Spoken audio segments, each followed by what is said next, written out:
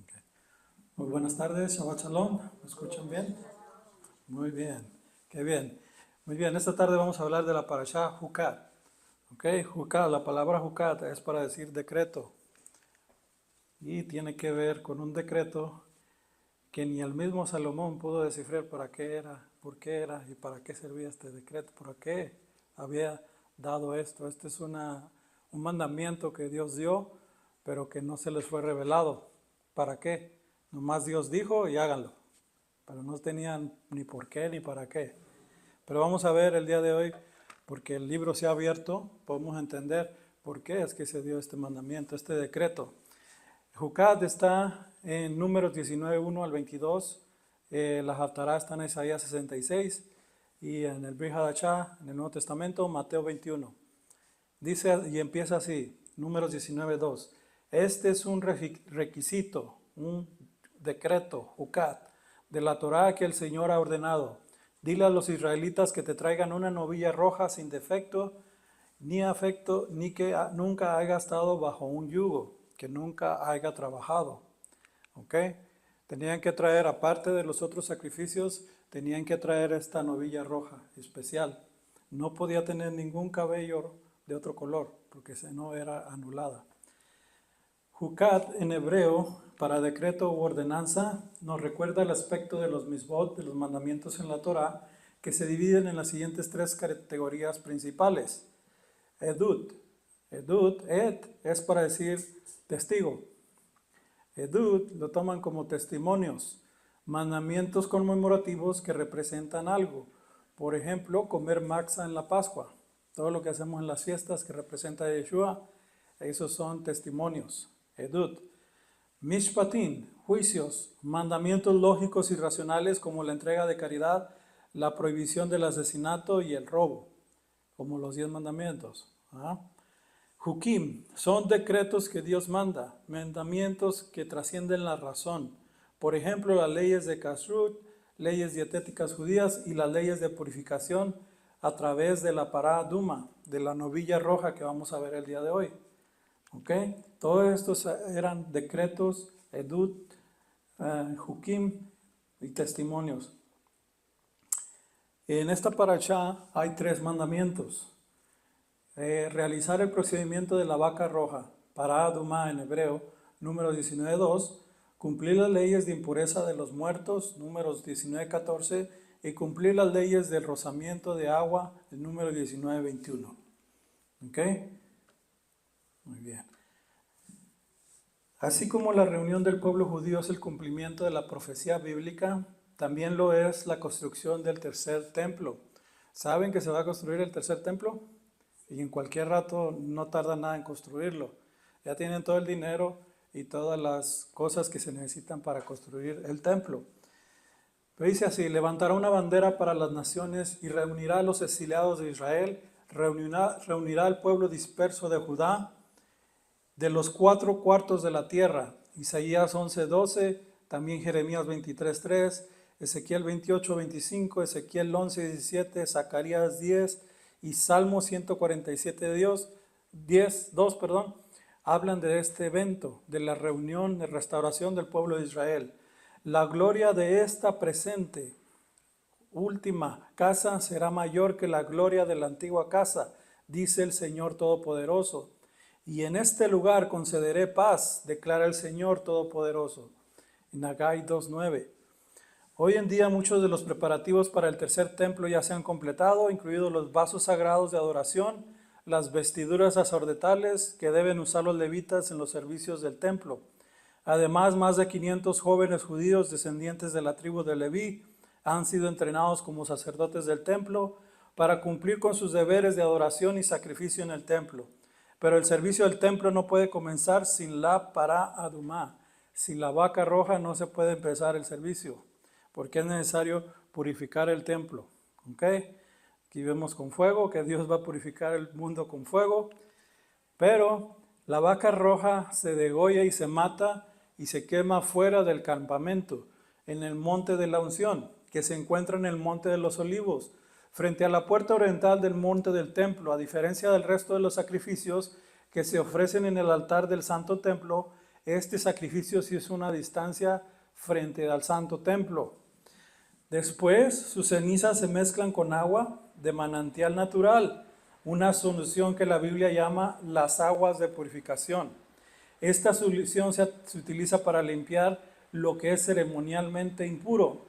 El estado de pureza ritual obtenido a través de las cenizas de la pará adumá es un requisito previo necesario para participar en cualquier servicio del templo. O sea que primero tenían que pasar por este proceso para poder servir, ser purificados. Para que una novilla roja sea seleccionada para este propósito especial, tiene que ser sin manchas y uniformemente roja, incluyendo sus pezuñas, nariz y párpados. También tiene que ser sin defectos internos o externos.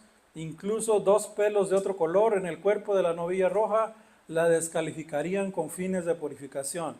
Además, nunca debe haber usado un carnesí o realizado algún trabajo físico. ¿Okay? Ahí vemos cómo lo hacen afuera del templo, enfrente, la puerta oriental. ¿Okay? La tradición dice que hasta ahora se han ofrecido 9 novillas rojas. O sea, no todo el tiempo las han hecho, solamente 9. En la Pará Adumot, en nombre del pueblo judío, el primero fue ofrecido por Moisés y Eleazar, el segundo por Esdras, el escriba. 2 más fueron ofrecidos por Simón el justo y otros 2 por Johanán, el sumo sacerdote. Un séptimo fue ofrecido por el profeta Elías, el octavo por Anamel, el egipcio, y el noveno por Ismael, hijo de Piabi. La tradición judía dice que la 10ª y la última novilla roja será quemada por el Mesías en el momento de la reconstrucción del templo, según en la Mishnah. Desde Yeshua, que es la sustancia, la sombra de la novilla roja, en Hebreos 9:24 y 10:1 y 2, su sacrificio como nuestro sumo sacerdote, después de la orden de Melquisedec, de hecho precedió a la reconstrucción del templo, en Juan 2:19. Aunque este templo es uno hecho sin manos humanas por el Espíritu Santo, de acuerdo a Mateo 26 al 28. Y en 1 Corintios 12:27, Efesios 4 y 4 al 11 y Colosenses 1:24, etc. Los seguidores del Mesías son ahora parte del templo de su cuerpo, en 1 Corintios 3:16 y 12:27. Apocalipsis 3:12 también. Al que venciere, yo lo haré columna en el templo de mi Dios, y se les llama piedras vivas en 1 de Pedro 2:5. El sacrificio de la 10ª novilla roja, Yeshua instruyó un nuevo sacerdocio después de la orden de Melquisedec, en Hebreos 5:10. ¿Ok? Entonces, ¿cómo es que instituyó la vaca roja Yeshua? Vamos a ver lo siguiente. Como todos los demás sacrificios ofrecidos en el Mishbeach, el altar en el Mishkan, el Pará Adumá fue llevado fuera del campamento y allí asesinado ante el sacerdote. En este caso, Eleazar, el hijo de Aarón, quien luego tomó parte de su sangre y la roció 7 veces ante el Mishkan, designándola así como una ofrenda durante el periodo del segundo templo. El sumo sacerdote realizó esta ceremonia frente al templo mientras estaban en la cima del monte de los olivos. Entonces la novilla roja se quemaría en su totalidad, su piel, su carne, su sangre e incluso su estiércol se quemarían. A diferencia de otros sacrificios en Levítico, de otras ofrendas, toda la sangre del sacrificio iba a ser quemada en el fuego. El hisopo, el hilo escarlata y un palo de cedro se arrojarían sobre el Pará Adumá en llamas, que eran los mismos artículos utilizados para limpiar de Sara, la enfermedad de la piel, de la lepra. Por lo tanto, estos artículos, junto con la sangre de la novilla roja, fueron asimilados a las cenizas del sacrificio, que luego se reunieron, mezclaron con el agua para crear lo que se llamó las aguas de separación, es decir, Mehei Nidá, para la tenga en cuenta que la palabra separación, Nidá, se refiere a la impureza menstrual. Y le dice a Zacarías 13:1, en ese día habrá una fuente abierta para la casa de David y los habitantes de Jerusalén para limpiarlos del pecado y de la Nidá, de la impureza. ¿Okay? Cualquier persona o cualquier cosa que entrara en contacto con un cadáver, la encarnación del pecado y la muerte, tenía que ser purificada usando la meinidad. El procedimiento de purificación duró 7 días usando tallos de hisopo sumergidos en el agua, sacudidos sobre la persona ritualmente contaminada, el tercer día y luego el séptimo día. Después de la segunda aspersión, la persona contaminada se sumergió en un mikvah, en un baño ritual, lo que llamamos bautismos, ¿ok? Pero es la mikvah, y sería declarada limpia, tajor, a la noche siguiente. Entonces, Yeshua, ¿qué es lo que hacía? Yeshua comenzó a andar en el pueblo caminando y le dijo al leproso, quiero ser limpio. Y lo tocó, ¿verdad? Muy bien.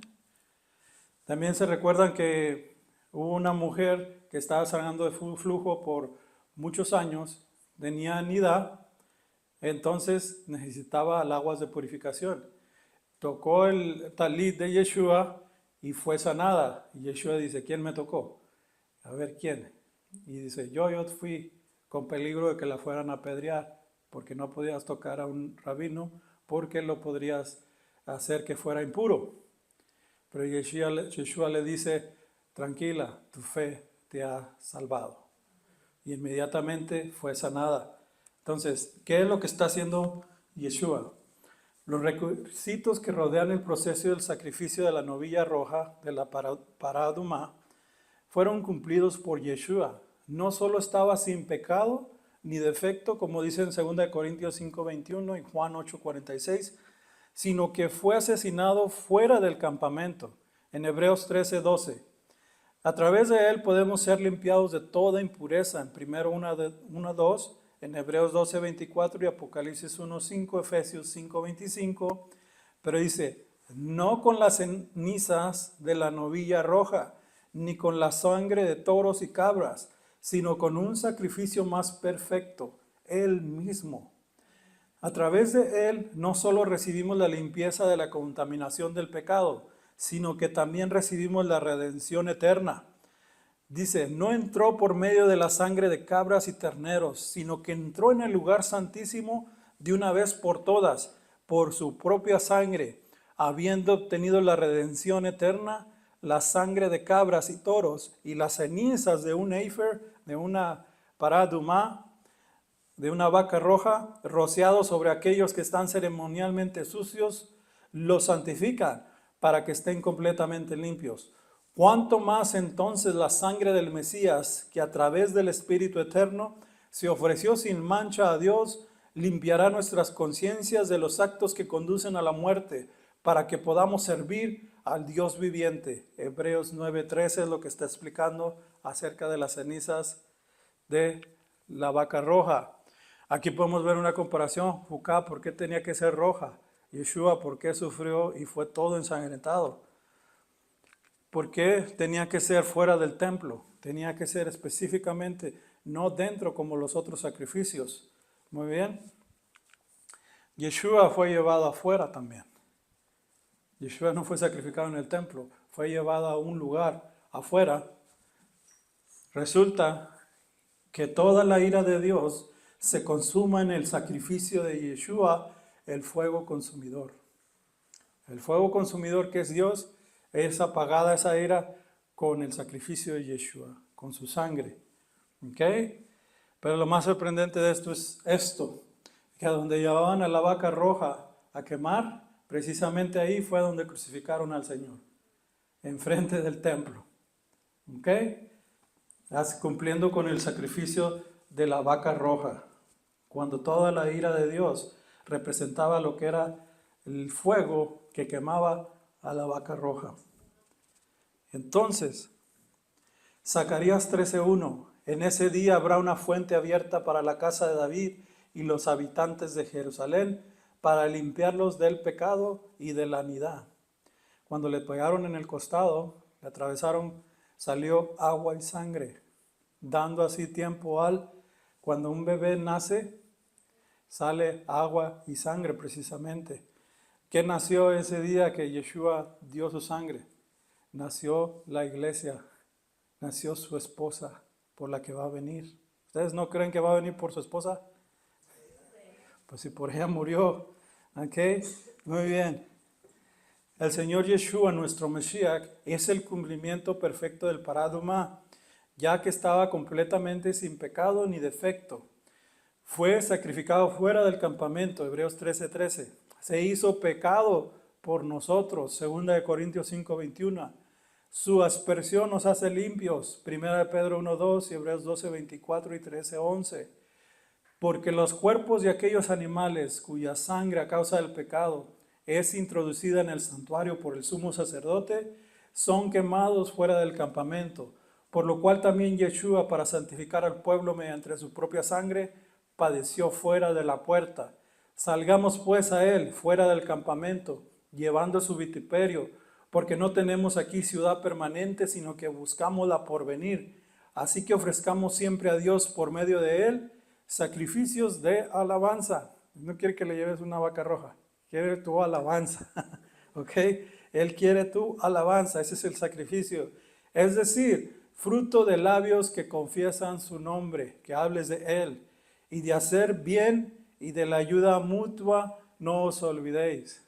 Esto lo pregamos cada por allá. No se olviden de hacer el bien y no se cansen de hacer el bien porque también se cansan. Uno como ser humano se cansa de que hace el bien y no le dice nada o lo miran mal o lo miran feo, pero dice, no te canses de hacer el bien, que a su tiempo cosecharás. Porque de tales sacrificios se agrada a Dios. ¿A quién quieren agradar? ¿A la gente o a Dios? Entonces siga haciendo el bien. ¿Ok? ¿Qué tiene que ver el hisopo, el hilo de escarlata y un palo de cedro? Le dieron a beber vinagre con un hisopo, el vestido escarlata fue el que le pusieron y la cruz de cedro. Salmo 69:21 y Mateo 27:34. Por eso es que tenían que añadir eso al sacrificio. Las cenizas eran reunidas y llevadas a un lugar limpio en piedra recién tallada. En Números 19:17. Ahora, el cuerpo de Yeshua fue colocado en una piedra recién tallada. El sepulcro era completamente nuevo, pertenecía a José de Arimatea.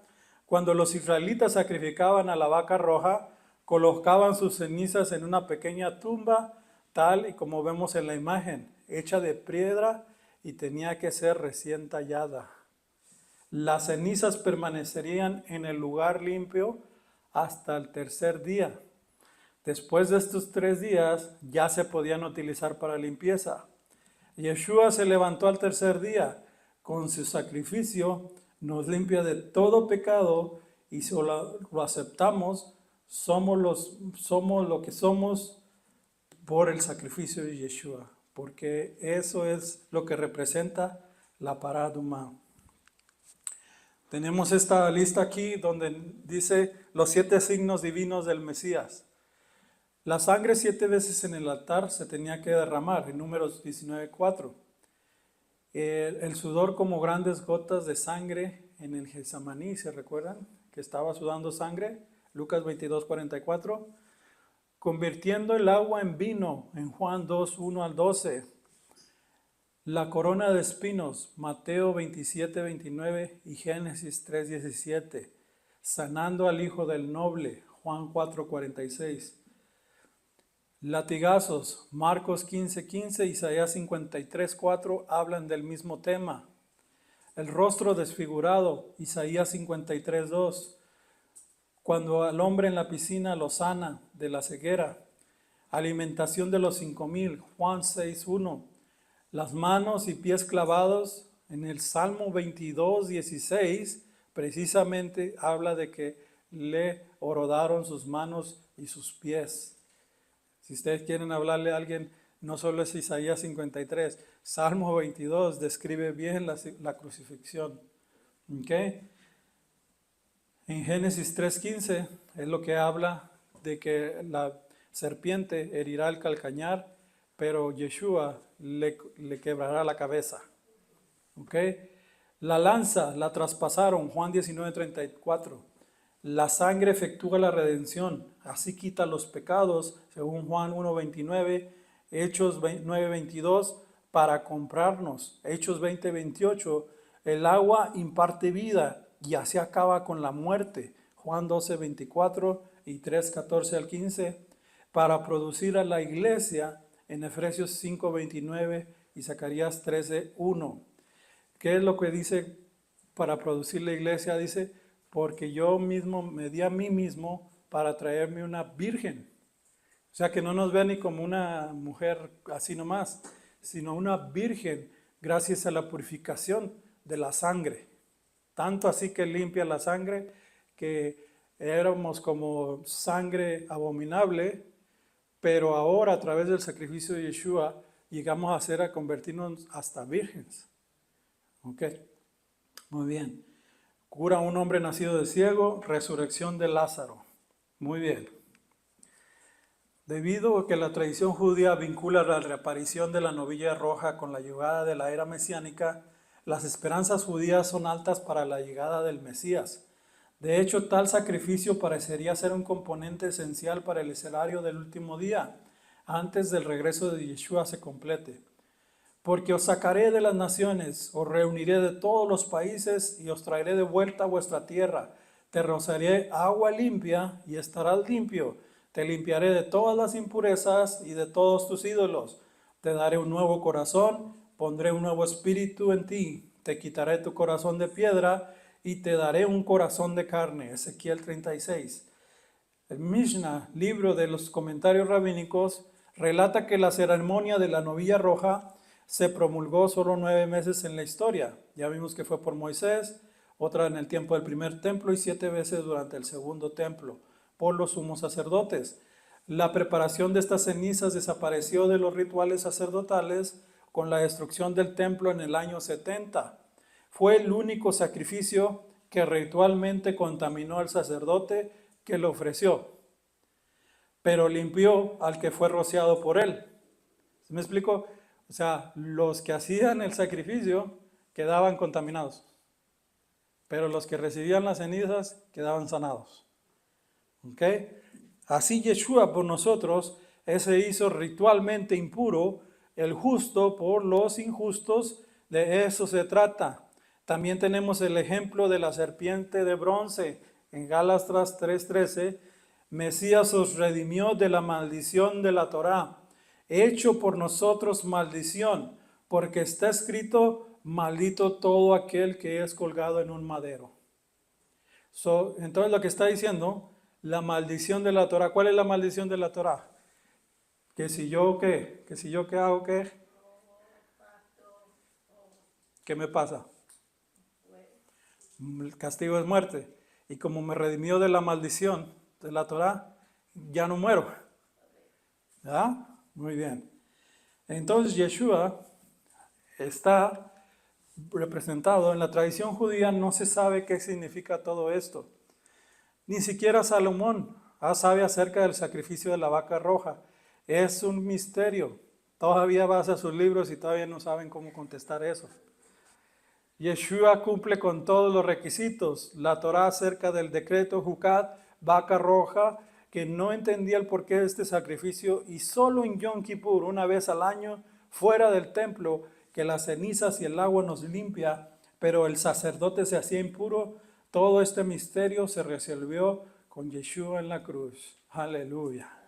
Amén. Él llevó nuestros pecados. Él llevó nuestros pecados. Sí, El soy... sacerdote al purificar, como que los pecados se veían así, ¿verdad? Así es. Eso es lo que pasaba con la vaca roja.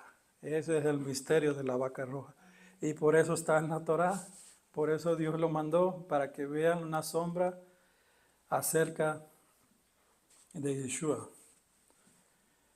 En Juan 19:20, lo importante de esto también es que adentro del templo se tenía que rociar 7 veces el velo y llevar al lugar santo, al lugar santísimo, arriba de la arca del pacto, echarle la sangre con cenizas.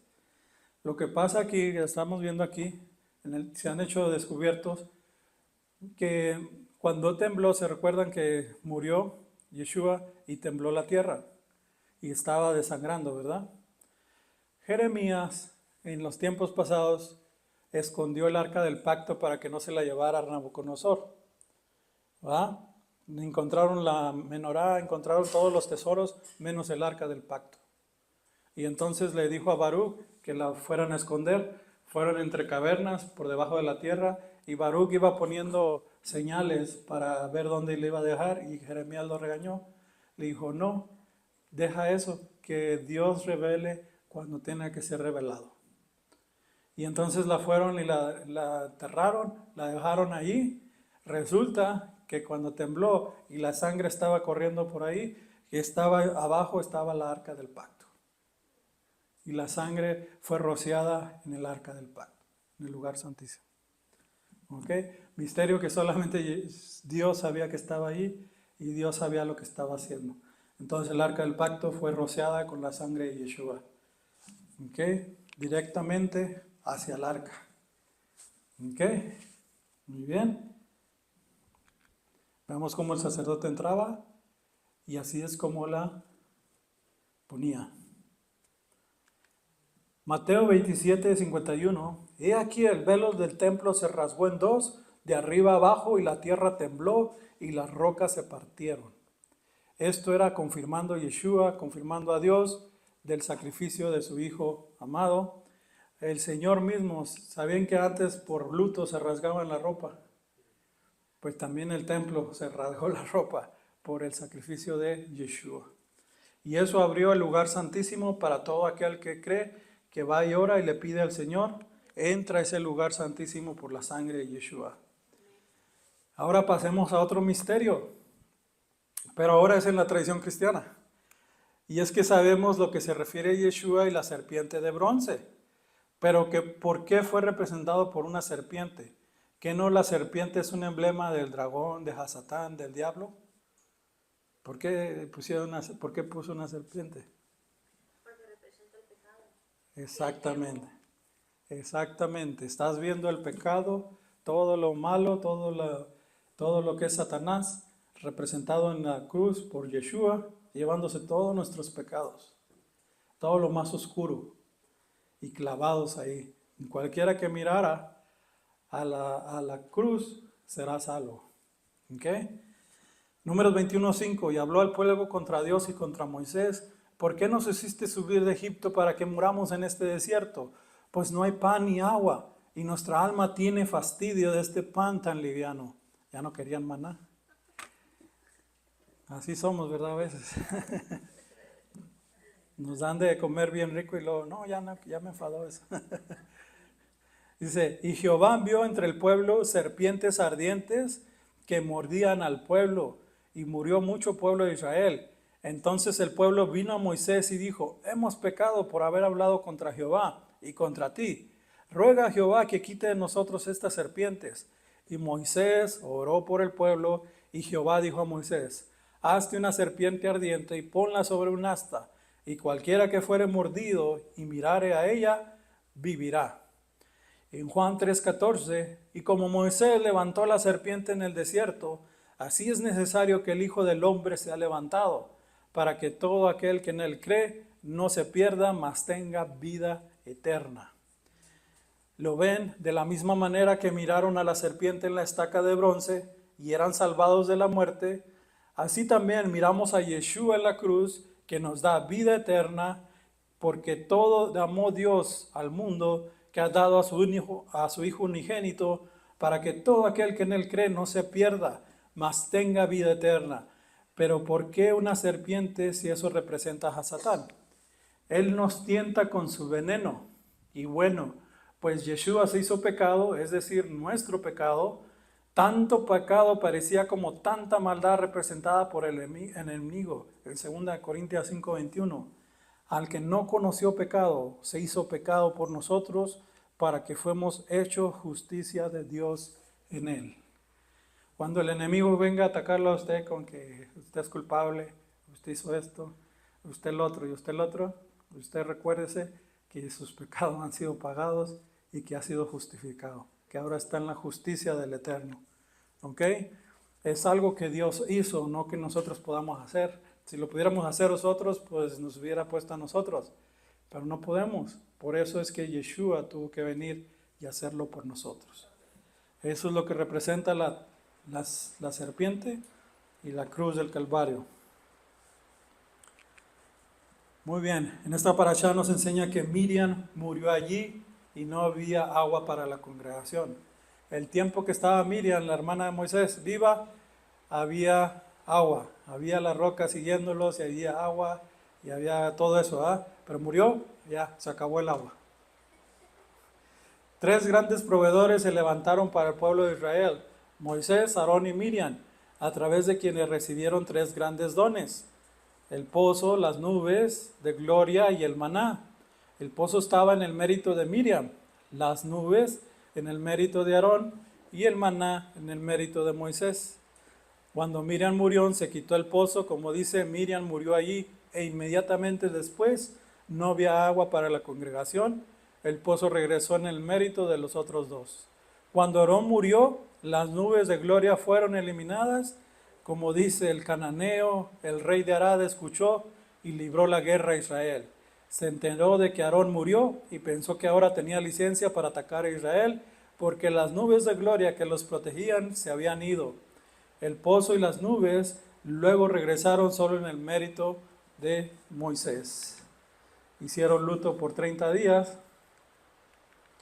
Ahora no había agua para la congregación, así que se reunieron contra Moisés y Aarón en Números 22, y aún la roca nos habla del Mesías. La historia va así. Moisés desobedeció directamente la orden del Señor, incluso de que Dios le dijo explícitamente a Moisés que hablara con la roca, y él decidió golpearla. Moisés también pareció actuar bajo su propia autoridad. Te traeremos agua de esta roca. Sin embargo, proféticamente, Moisés golpeó antes la roca para proporcionar agua al pueblo en Éxodo 17. Y esto fue pensado como una imagen de aquel que sería golpeado por nosotros en Isaías 53 y 1 Corintios 10:4. El segundo ataque de la roca sugirió que Mashiach tendría que ser golpeado para satisfacer las necesidades de la gente en Juan 7:37. La roca que una vez fue ahora iba a ser hablada como la roca viviente. En 1 Corintios 10:4, el apóstol Pablo, el rabbi Saúl, está hablando de este misterio, dice, y todos bebieron la misma bebida espiritual, porque bebían de la roca espiritual que los seguía, y la roca era el Mesías. Entonces, ¿a quién golpeó Moisés? Dando Moisés el golpe a la roca, fue que golpeó al Mesías Yeshua, para satisfacer las necesidades del pueblo. Amén.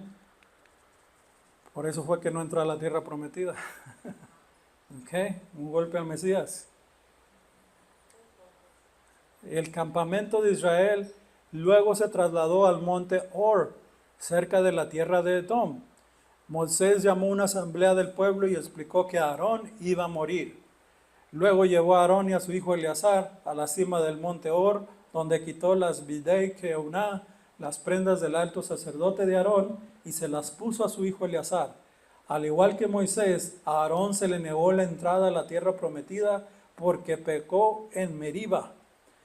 La nación lloró por Aarón durante 30 días. Tras la muerte de Aarón, se decía que las nubes de gloria para la protección de Israel se habían levantado, exponiendo a los hijos de Israel al riesgo de varios depredadores en el desierto. Dado que Yeshua es la sustancia de la sombra de la novilla roja, en Hebreos 9:24, su sacrificio como nuestro sumo sacerdote después de la orden de Melquisedec, de hecho precedió a la reconstrucción del templo en Juan 2:19, aunque este templo es uno hecho sin manos humanas por el Espíritu Santo. En Mateo 26, 1 Corintios 12, Efesios 4 y Colosenses 1:24 habla de esto. Los seguidores del Mesías son ahora parte del templo de su cuerpo. 1 Corintios 3:16 se les llama piedras vivientes. 1 Pedro 2:5. El sacrificio de la 10ª novilla roja, Yeshua instituyó el nuevo sacerdocio después de la orden de Melquisedec, en Hebreos 5 y 1 Pedro 2:5. reemplaza al antiguo sacerdocio levítico de Aarón. Amados, hemos sido limpiados de nuestros pecados por una mejor aspersión de lo que la tienda de Moisés podía permitirse. Mateo, Hebreos y Efesios, todo esto hablan de este tema, pero por eso es el libro de Hebreos.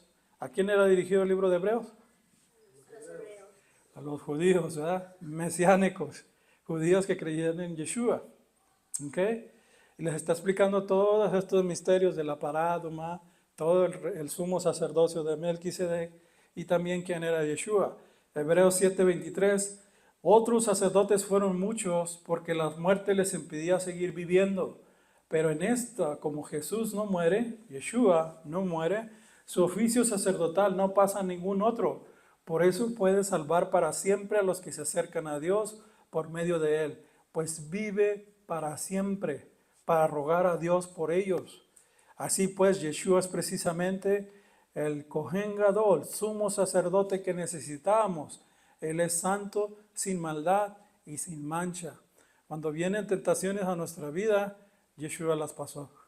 Ya sabe, nos convenía este tipo de sacerdote que él sabe lo que es ser tentado. Y él sabe que somos débiles, pero dice confiar, yo he vencido al mundo. Amén. Y ese sumo sacerdote sí nos entiende. Así que si vamos a él, con toda confianza decirle nuestros problemas. Éxodo 21, entonces envió Israel embajadores a Sejón, rey de los amorreos, diciendo, pasaré por tu tierra, no nos iremos por los sembrados ni por las viñas, no beberemos las aguas de los pozos, por el camino real iremos hasta que pasemos tu territorio. Mas Sejón no dejó pasar a Israel por su territorio, sino que juntó Sejón todo su pueblo y salió contra Israel en el desierto, y vino a Haza y peleó contra Israel, y lo hirió Israel a filo de espada y tomó su tierra desde Arnón hasta Jaboc, hasta los hijos de Amón, porque la frontera de los hijos de Amón era fuerte. Y tomó Israel todas estas ciudades y habitó Israel en todas las ciudades del amorreo, en Esbón y en todas sus aldeas. Éxodo 21:31. Así habitó Israel en la tierra del amorreo. También envió Moisés a reconocer a Jazer y tomaron sus aldeas y echaron al amorreo que estaba ahí. Y volvieron y subieron camino de Basán y salió contra ellos Og, rey de Basán, él y todo su pueblo para pelear en Edrei. Entonces Jehová dijo a Moisés, no le tengas miedo, porque en tu mano lo he entregado a él y a todo su pueblo y a su tierra. Y harás de él como hiciste en Sejón, rey de los amorreos, que habitaba en Esbón. E hirieron a él y a sus hijos y a toda su gente, sin que quedara uno, y se apoderaron de su tierra. Lo impresionante de ellos es que estos eran gigantes. Estos no eran personas regulares. Deuteronomio 2:10. Antiguamente este lugar estaba habitado por los Emín, un pueblo grande y numeroso, tan alto como los gigantes.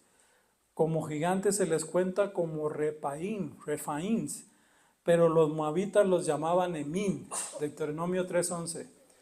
Solo quedaba el rey Og de Basán de los refaín restantes. Es de destacar que su cama estaba hecha de hierro.